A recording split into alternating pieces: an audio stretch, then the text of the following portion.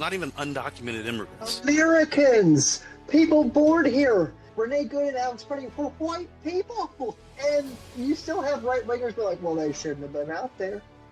They shouldn't have been doing it. Or they shouldn't have had a firearm, which I think Right. is fucking ridiculous. When you have Where's people the like NRA crowd? what about Kyle Rittenhouse? Oh yeah. Who they wanted to run for office.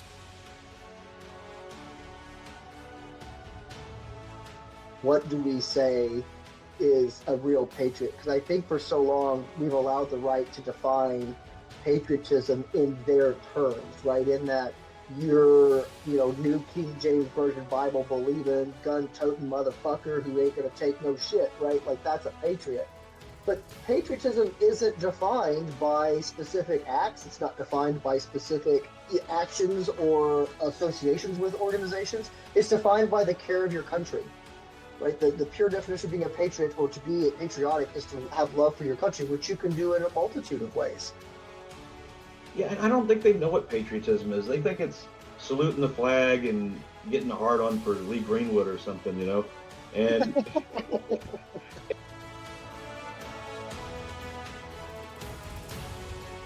At this point, I'm like, he's not doing what you wanted him to do. So there's vast amounts of information out that show he was not a good business person, that he barely skirted away from a major bankruptcy filing where he would have lost Trump Tower.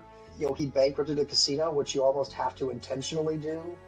There's plenty of evidence prior to him running for office that he was not the type of person you wanted there. But I think the MAGA coalition, too, was not just people on the right. You had people on the far left, like those health nuts, who listened to him speak their language in a way like, oh, we're going to get rid of these dyes in the food, we're going to make America healthy again, and we're not going to make vaccines mandatory. And you have these people that you traditionally think are like in facets to the left who have joined that MAGA coalition because they believe their conspiracy theories, they believe that they're right, that the science is wrong, and Trump stood for that.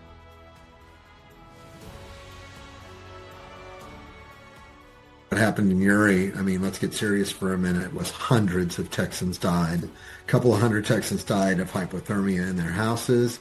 Hundreds more died, trying to stay warm in their cars and their driveways and their garages and stuff. And so, I joke about coming in to the legislature and saying, hey, we need to fix this problem. And Republicans said no.